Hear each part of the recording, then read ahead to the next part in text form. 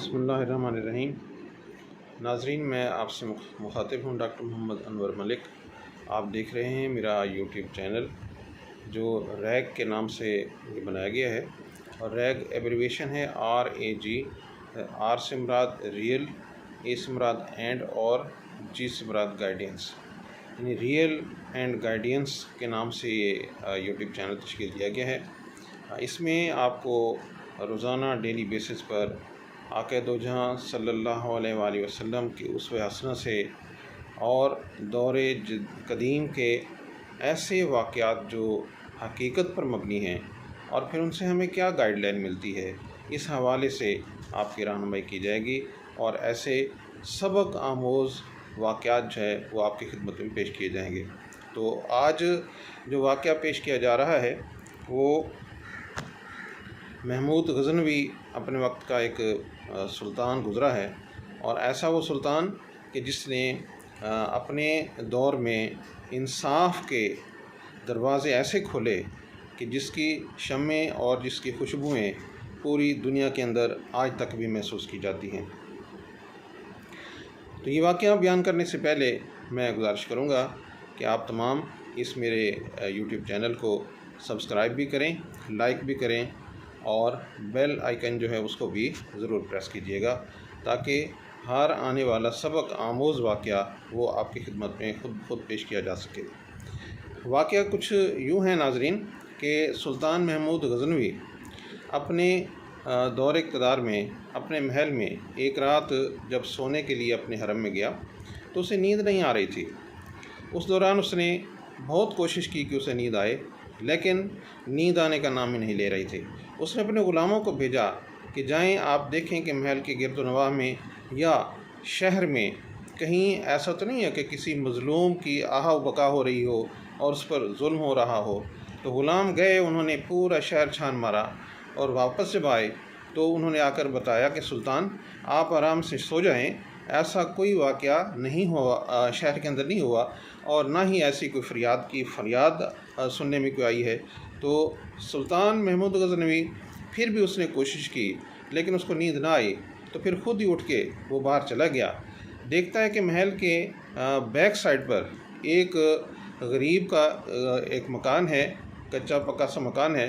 तो उससे एक फरियादी जो है उसकी फ़रियाद आ रही है कि ए महमूद गज़नवी, ए वक्त का सुल्तान, तो अपने हरम में बड़े ख्वाब और बड़ी आराम और आसूदगी के साथ सोया हुआ होगा, लेकिन मेरे साथ जो जुल्म हो रहा है तो मैं किसको बताऊं।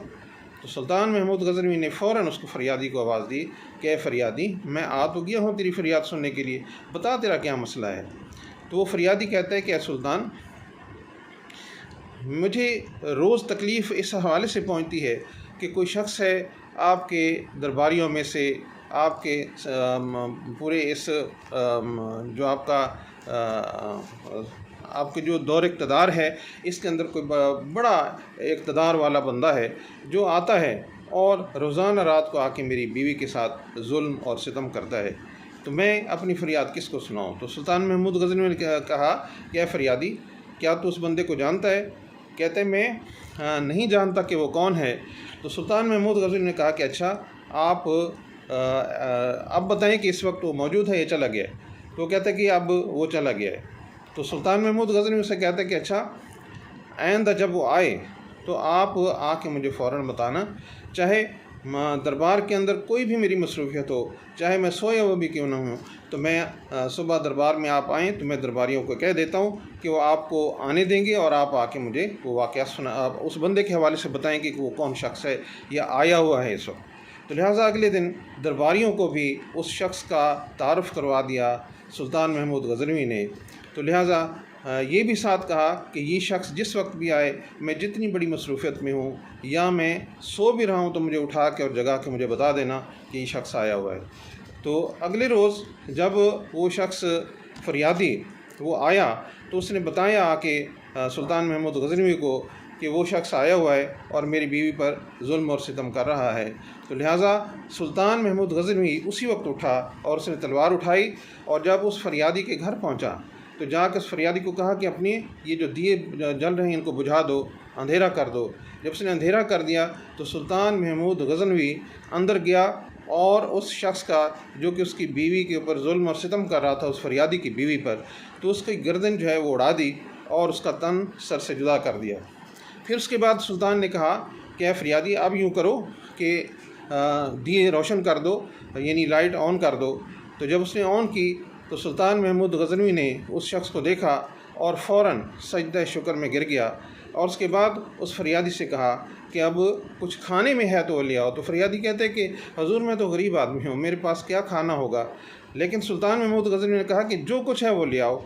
तो वो जा गया और उसके घर सूखी रोटी पड़ी हुई थी, वो ले आया और सुल्तान महमूद गज़नवी ने वही सूखी रोटी पानी के अंदर भिगो भिगो के खाई और उस फरियादी से कहा कि आपको पता होना चाहिए कि जिस वक्त आपने जिस वक्त से ये कहा था, मैंने उस वक्त से तहिया कर लिया था कि जब तक उस जालिम का मैं वजूद ख़त्म नहीं करूँगा तो उस वक्त तक मैं खाना भी नहीं खाऊँगा और मैं पानी भी नहीं पीऊँगा।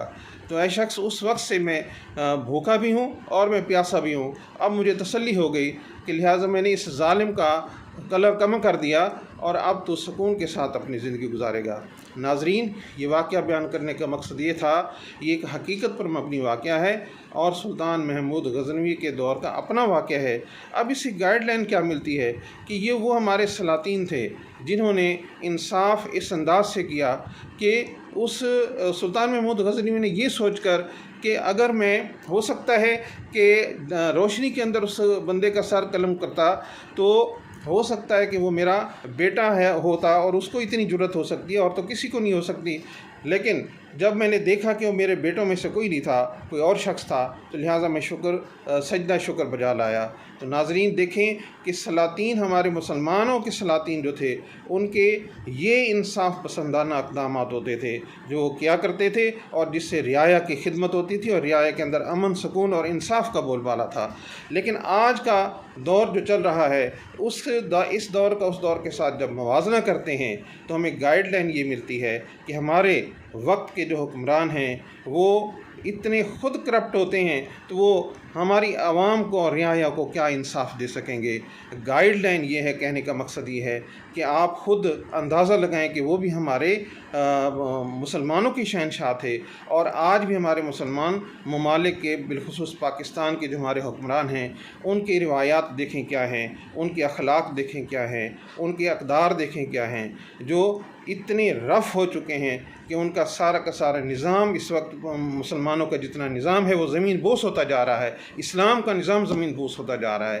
तो खुदा के लिए अपने अंदर एक इनकलाबी सोच पैदा करें और उन वाक़यात का इन वाक़यात के साथ मुवाज़ना करें कि वो भी हमारे थे और ये भी हमारे मुसलमानों के हुक्मरान हैं। उनकी अक़दार और इनकी अक़दार के दरमियान फ़र्क महसूस करें। अल्लाह ताला हमें समझ की तौफ़ीक़ अता फ़रमाए और इन्हीं अल्फाज़ के साथ मैं आपसे इजाज़त चाहूँगा और जाने से पहले फिर अर्ज़ करूँगा कि आपका अपना यूट्यूब चैनल है, इसको सब्सक्राइब भी करें और इसको लाइक भी करें और बेल आइकन पर भी ज़रूर प्रेस करें। बहुत शुक्रिया।